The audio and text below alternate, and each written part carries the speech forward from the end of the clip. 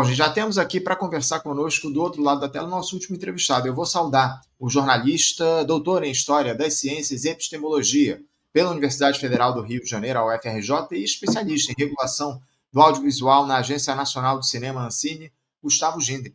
Gustavo Gindre, bom dia.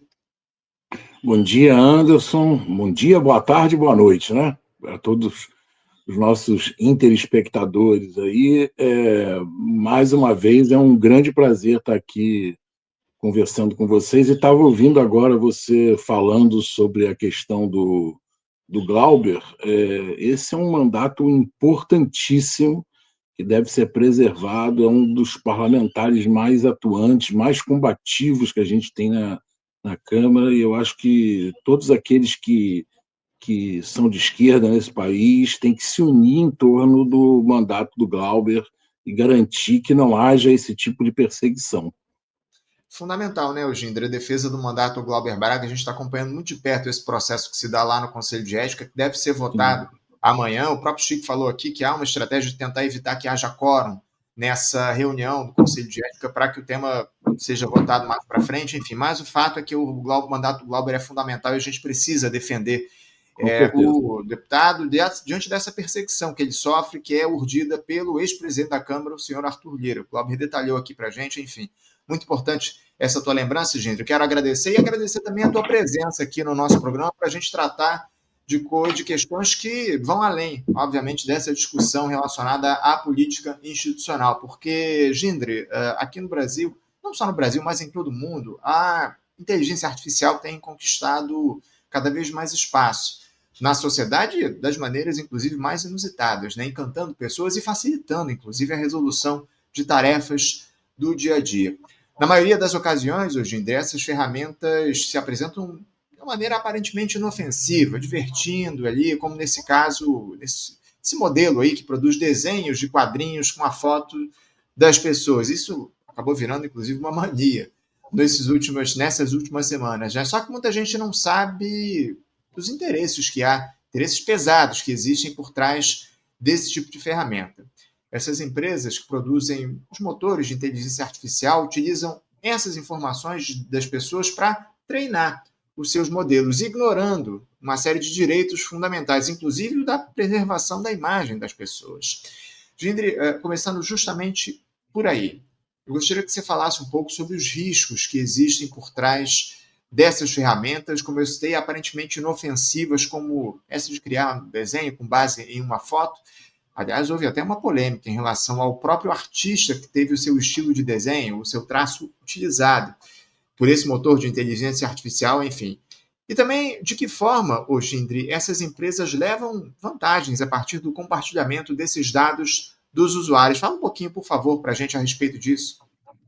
Tá. Bom, eu acho que primeiro a gente tem que tentar entender do que se trata, né? Isso que a gente chama de inteligência artificial, de forma alguma é inteligente. Isso acho que é a primeira questão. Muita gente tem vendido aí a ideia de que estamos próximos de algo como Matrix, como, sei lá, aquela Skynet do Exterminador do Futuro e tudo. Não, estamos totalmente distante disso. Isso é uma ferramenta. Não tem nada de inteligente ali. Por outro lado, é impressionante. Outro dia eu estava vendo uma entrevista de um físico famoso nos anos 80, e como ele achava impossível que as inteligências artificiais fizessem determinadas coisas que hoje a gente sabe que são perfeitamente possíveis. Por quê? A gente tem descoberto, e isso às vezes até constrangedor para nós mesmos, como os nossos comportamentos são padronizados. Como a gente faz coisas das quais a gente pode extrair padrões de comportamento, né? E é exatamente isso que as inteligências artificiais fazem. Elas não pensam, elas não raciocinam, elas não têm vontade própria, mas elas reconhecem padrões e reproduzem, identificam, reproduzem, às vezes podem antecipar determinados padrões, claro, porque você já sabe que isso vai ocorrer sempre, você pode prever a ocorrência disso no futuro. Então, na verdade, o que nós estamos descobrindo é o quanto do nosso comportamento e do mundo em geral pode ser padronizado, né? Portanto, pode ser matematizado. Você pode extrair fórmulas capazes de reproduzir e até antever esses comportamentos. Então, a primeira coisa é disso que se trata, né? É muito menos do que uma inteligência, mas é algo extremamente poderoso na medida em que os padrões estão em todos os lugares. Por outro lado, aí já começam os problemas, né? O tipo de tecnologia que se usa hoje, isso não quer dizer que será a tecnologia do futuro, mas o tipo de tecnologia que se usa hoje requer uma quantidade incomensurável de dados para que esses padrões possam ser reconhecidos pelas máquinas. Então, primeiro, você precisa gastar uma quantidade de energia impressionante para poder metabolizar esses dados, para poder processar esses dados, né? Não é à toa hoje que você já tem data centers dessas empresas, tudo sendo colocados. A Microsoft estava testando um no fundo do mar, tem gente colocando na Islândia, na Groenlândia. Por quê? Porque são lugares onde você já tem, digamos, uma refrigeração natural e isso diminuiria os custos de gasto de energia, porque isso é brutal, e aí é um problema. Nós estamos vivendo num mundo que nós já temos graves problemas de produção de energia, né? Onde a energia é produzida, em geral, por combustíveis, são tecnologias não renováveis, combustíveis fósseis e tudo, e isso já é um problema. Aí você ainda acrescenta uma tecnologia que consome brutalmente energia e água, né? Ela consome não só energia, como água, porque a água é que é usada para refrigerar. Então, nós estamos falando de algo que tem um impacto ambiental brutal, e que terá cada vez mais, porque à medida que surge um concorrente que faz determinada coisa, todo o outro o mercado precisa correr atrás para fazer aquilo. Então, nós estamos numa disputa enlouquecida que está fazendo com que as empresas investam cada vez mais, demandando cada vez mais energia e cada vez mais água. Então, esse já é o primeiro problema. O segundo problema é a questão dos dados, né? Você precisa de uma montanha de dados para que você consiga extrair esses padrões, né? E aí as empresas têm se valido das formas mais ilegais, inclusive, né? Usando material que não está em domínio público, usando dados produzidos pelas pessoas na internet sem o consentimento da internet. Facebook, hoje a gente já sabe que ele usou dados de todos os seus usuários para treinar a sua inteligência artificial. Porque é isso, você precisa treinar essa inteligência artificial para que ela seja capaz de reconhecer determinados padrões e aí ela possa começar a operar. Então, está se usando uma quantidade enorme de dados sem nenhum tipo de regulação, muitas vezes, inclusive, burlando legislação de direito autoral. Você vê que os jornais já saíram correndo e alguns, inclusive, conseguiram, bloquearam os seus acessos e aí depois conseguiram fazer acordos para que fossem remunerados por isso, porque a gente sabe que muitos desses jornais, os acervos desses jornais foram usados pelas empresas de inteligência artificial sem que fosse pedido nenhum tipo de autorização. E aí brincadeiras como essa de reproduzir, por exemplo, o desenho do estúdio Ghibli, né, que é um estúdio famoso de animação no Japão, não é ilegal no sentido em que você copiar o estilo de alguém não é uma coisa ilegal, né? Estilo não pode ser, você não tem direito autoral sobre estilo. Mas é desconfortável na medida em que, primeiro, o dono do estúdio, o Hayao Miyazaki, ele já tinha dito que ele é contra esse tipo de recurso.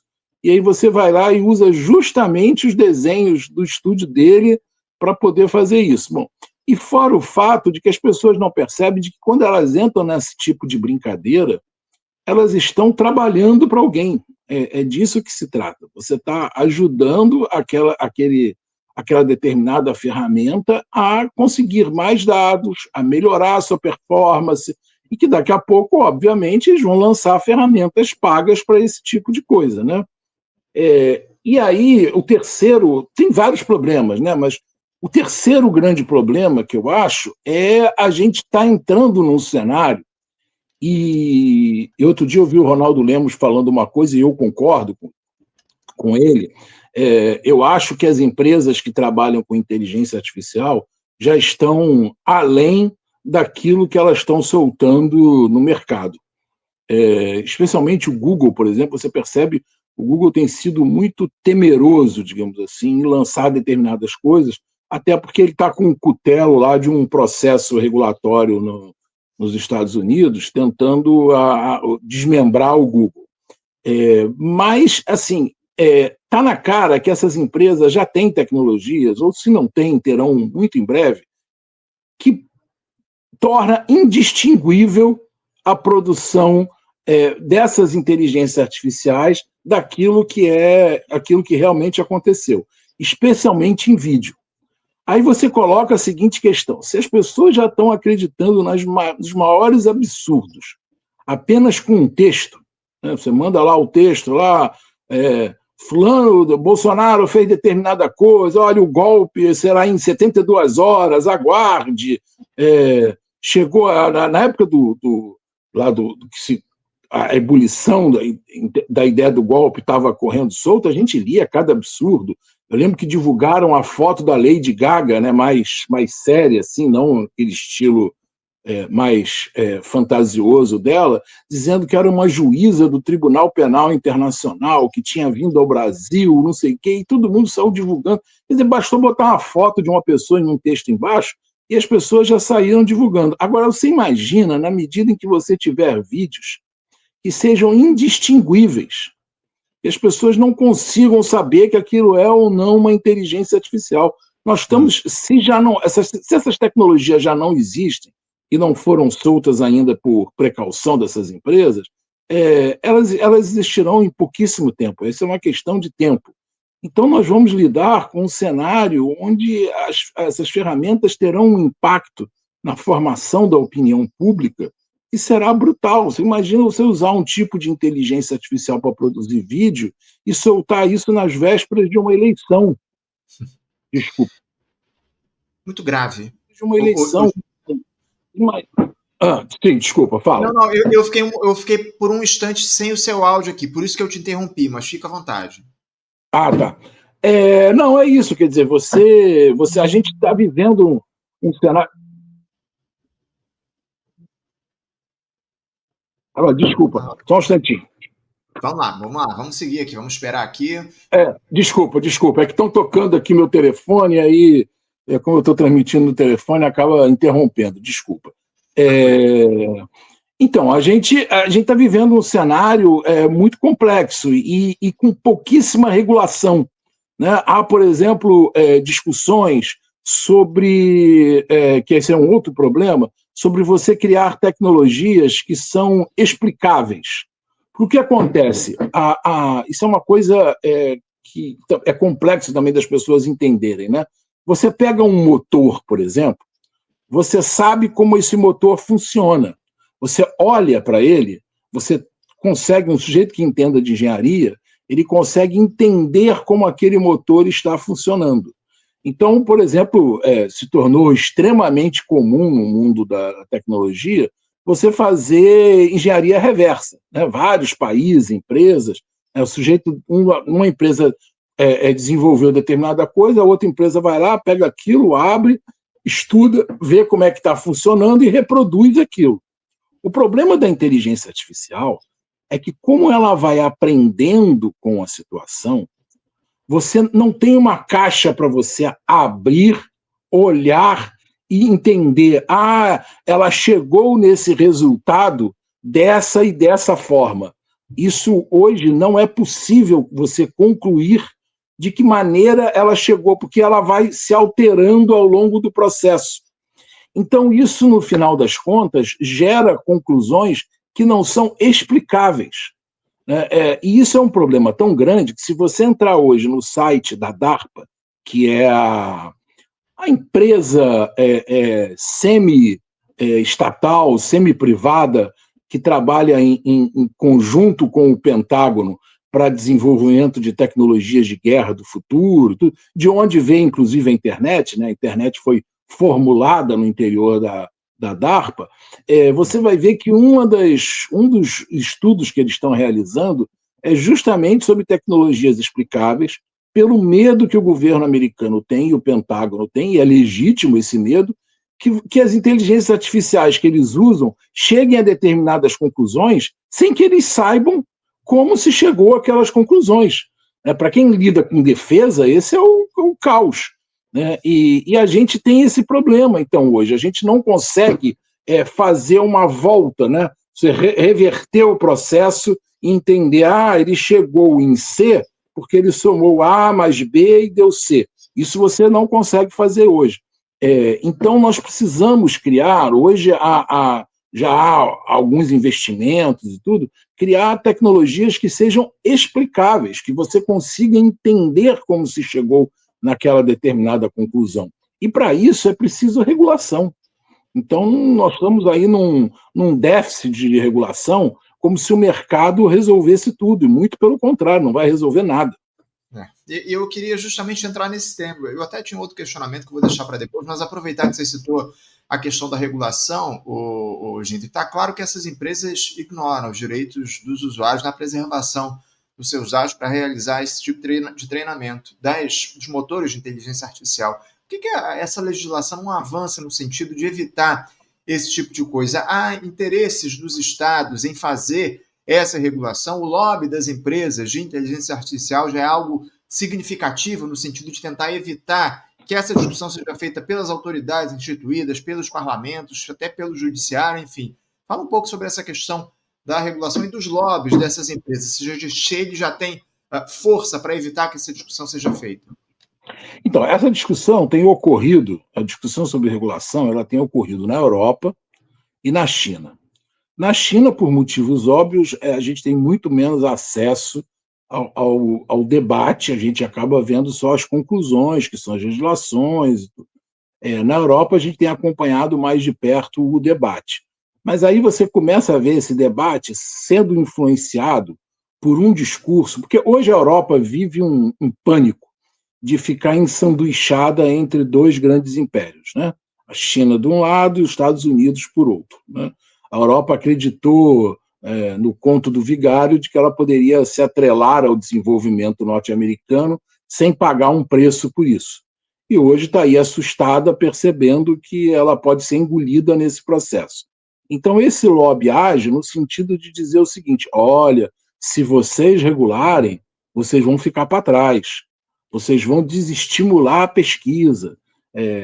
A Europa já está atrás, quer dizer, a gente já sabe, os Estados Unidos hoje disparou em relação às tecnologias de inteligência artificial, a China tem agora surgido como um ator importante nesse processo, e a Europa ficou para trás. E aí esse lobby tem agido na Europa de forma a tentar evitar a regulação. Você já tem alguns esboços de regulação, mas ainda é muito frágil, mas para tentar evitar essa regulação no sentido de que, olha, cuidado, porque isso aí vai significar um atraso para a Europa, quer dizer, os investimentos vão fugir daqui porque não vão querer pagar esse pedágio da regulação, e aí a Europa acaba cedendo em relação a isso. E nos Estados Unidos, a lógica deixa a iniciativa privada fazer o que ela quiser. Então, hoje você tem grandes gigantes que estão dominando esse mercado, né? Nos Estados Unidos, você tem hoje a ChatGPT, Google, Microsoft um pouco mais atrás, e algumas outras empresas, e até empresas pequenas que deverão ser engolidas nesse processo. Na China, a gente teve agora a DeepSeek, que é uma empresa até menor, mas a gente também tem gigantes, a Alibaba, por exemplo, que é, digamos, entre aspas, aqui a Amazon da China, tem gasto bilhões e bilhões de dólares para desenvolver tecnologias de inteligência artificial. Então, esse processo também está escalando em termos de grana muito rápido, né? A gente tem um processo que é típico do capitalismo, né? Surge um novo setor, aquilo explode de pequenas empresas, né? Os Estados Unidos, especialmente, tem um ecossistema muito bom para isso, para essas startups e tudo. Esse negócio explode, depois aquilo vai escalando em termos de investimento e as pequenas vão sendo compradas pelas grandes e vão ficar aí no futuro, com certeza, 3 ou 4 grandes empresas dominando isso, e são essas empresas hoje que já fazem um lobby muito forte para evitar qualquer tipo de regulação, porque a gente não tem ideia, a gente vê o desenhozinho do estúdio Ghibli e tudo, a gente fica achando que inteligência artificial está sendo usada para isso. Mas inteligência artificial está sendo usada para muito mais coisas, né? Desde drones de guerra, né? Que não precisam mais ser comandados, então eles vão lá e tomam as iniciativas. Você tem nos Estados Unidos, porque lá você tem a coisa da justiça ser muito fragmentada, né? Uhum. Você tem mais de 400 cortes locais que já estão usando inteligência artificial para definir dosimetria de pena. Quer dizer, o juiz define a pena e o algoritmo de inteligência artificial define a dosimetria. Então, você tem, por exemplo, um estudo de uma publicação boa, americana, pública, que é um site de investigação jornalística muito bom, constatando o grau de racismo dessa dosimetria do algoritmo. E aí não é que o algoritmo seja racista, é que os dados, é aquilo que eu falei antes, ele aprende padrões. Os dados que alimentaram esse algoritmo são dados de uma sociedade racista, de um sistema prisional mais racista ainda. Então ele vai aprender com isso. E a partir disso, porque a lógica dele é supor a probabilidade de reincidência, que é um negócio assustador. Como é que você vai supor a possibilidade de alguém reincidir no crime ou não, baseado em quê? E aí os algoritmos aprendem que um dos critérios de reincidência no sistema carcerário norte-americano é a cor da pele, por conta de uma sociedade racista, de um sistema judiciário racista. Ele extrai esse padrão, passa a identificar esse padrão e atua a partir desse padrão. Então, por exemplo, a Prefeitura de Nova York, as pessoas terminam o primeiro grau, o equivalente ao primeiro grau lá, e elas precisam ser realocadas em escolas de segundo grau. E havia uma briga muito grande de critérios de realocação das crianças. E aí a Prefeitura de Nova York contratou um prêmio Nobel para fazer um algoritmo para realocar as crianças. E agora os pais se viram diante da situação de que esse algoritmo começou a alocar crianças ricas em determinadas escolas, crianças pobres em determinadas escolas. E aí foi preciso vir à prefeitura e reconhecer que ela não tinha a menor ideia de como funcionava esse algoritmo. Que ela contratou uma empresa, que a empresa estava lá adotando os seus critérios. Então, algoritmos de inteligência artificial também estão sendo usados para coisas muito boas, por exemplo, para o desenvolvimento de vacinas, para que você possa abreviar, simulando determinadas ocorrências, você pode abreviar as fases de teste, o que é ótimo, né? A gente viu aí, por exemplo, no caso da Covid, como conseguiu se desenvolver vacinas em tempo recorde. E isso é muito bom. Então, não se trata de demonizar a inteligência artificial, mas saber que ela está sendo usada para tudo. E nesse tudo tem coisas muito boas e tem coisas muito complicadas. E a gente precisa de regulação. Sem dúvida alguma. A regulação é mais do que fundamental para a gente colocar ordem nessa discussão, desse debate, acima de tudo, na utilização dessas ferramentas, desses motores de inteligência artificial que, como você muito bem traz aqui para a gente, oferecem uma série de soluções para questões importantes do dia a dia, mas também há muitos interesses escusos envolvidos por trás disso. Para a gente fechar, Gindri, para além da legislação propriamente dita, da regulação, enfim, há um outro antídoto para evitar que esses motores de inteligência artificial utilizem as informações dos usuários de maneira deliberada? Porque a gente sabe muito bem que há um encantamento das pessoas por trás dessa questão, a questão da novidade, enfim, algo que chama atenção, está relacionado muito, pelo menos na minha avaliação, a essa sociedade do espetáculo, da superexposição que a gente tem. Eu queria te ouvir justamente sobre isso. Se, para além da legislação, da regulação, é possível se criar um outro antídoto para evitar que essas empresas de inteligência artificial utilizem os dados dos usuários, talvez conscientizar as pessoas a respeito dos riscos que estão envolvidos em relação a isso?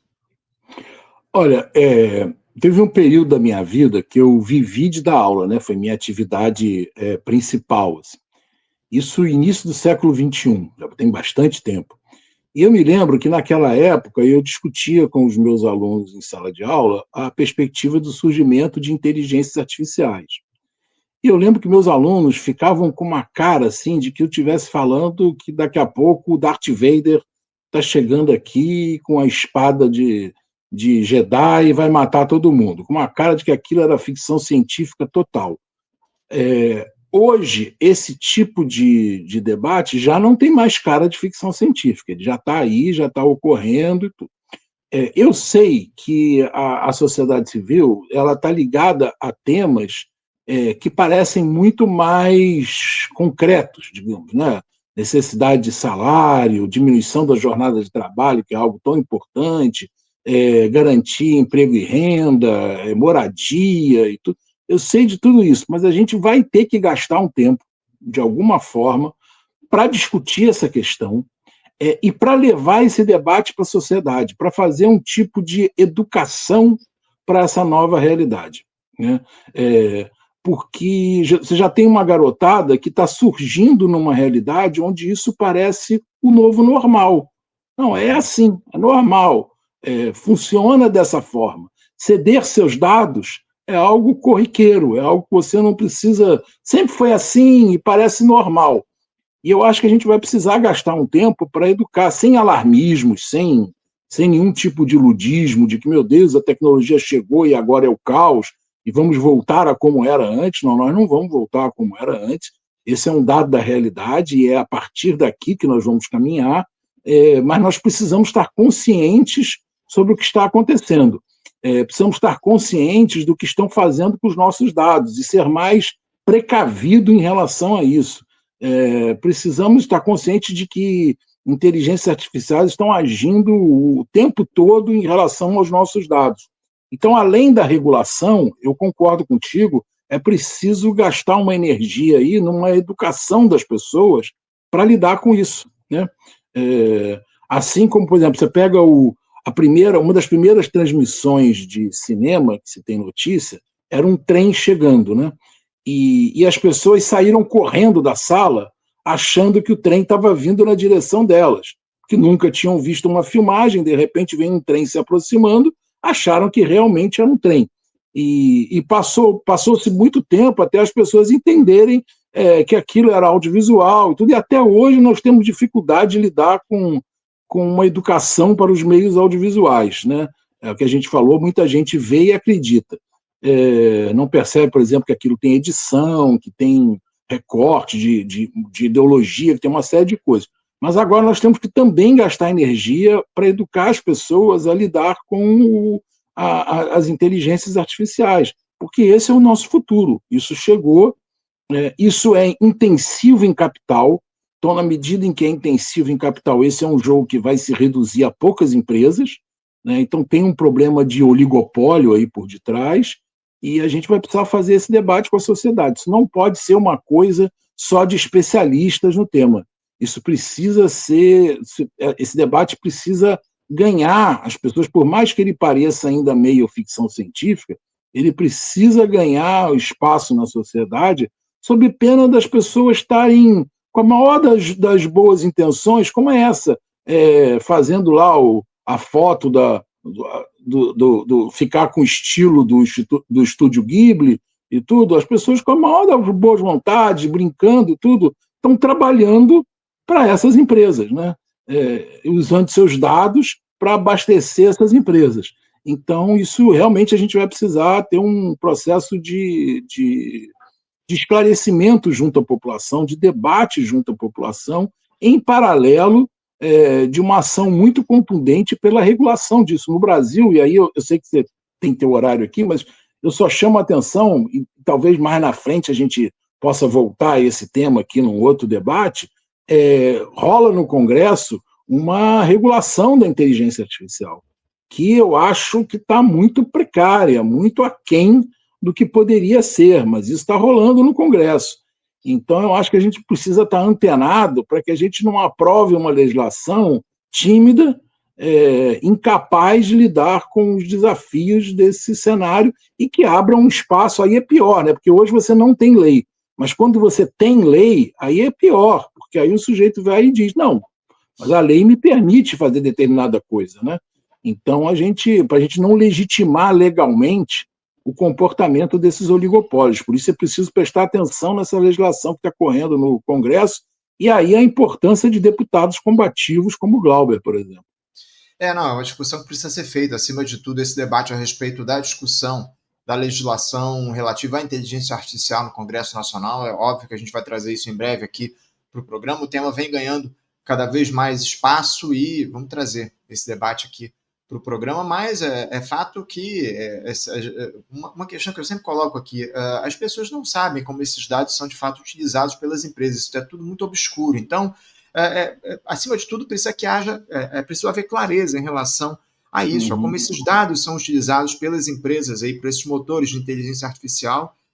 Enfim, isso tem que ser, obviamente, trazido nessa legislação que está sendo discutida. A gente vai fazer essa discussão no programa. Por hora, Gindra, eu quero agradecer demais aqui a tua presença. Obrigado Eu que agradeço pela tua participação, um papo fundamental que a gente fez aqui, trazendo especialmente os riscos que estão colocados em relação à discussão da inteligência artificial, a utilização dos dados pessoais. Obrigado mais uma vez, te desejo aí uma boa terça-feira, viu, Gindra? Obrigado, para nós todos. E estou totalmente à disposição para retomar esse debate a hora que vocês acharem que é necessário, porque é fundamental e o Faixa Livre tem cumprido um espaço importante, um papel importante para garantir esse espaço de debate. Então, por isso, eu só agradeço. Eu que agradeço, Gindra. Obrigado pelas palavras e pela participação. Um abraço para você. Até a próxima.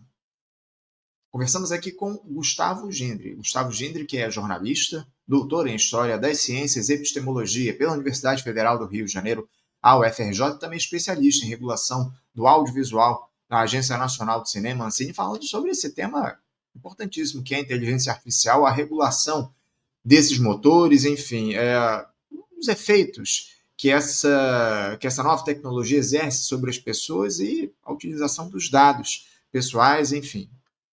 Riscos graves estão envolvidos em relação a isso e a gente traz aqui, tenta trazer luz a esse tema e mostrar para as pessoas que por trás dessas ferramentas aí bonitinhas de desenho e tal, há interesses muito fortes envolvidos. O Gindre tentou dar um panorama para a gente do que isso representa.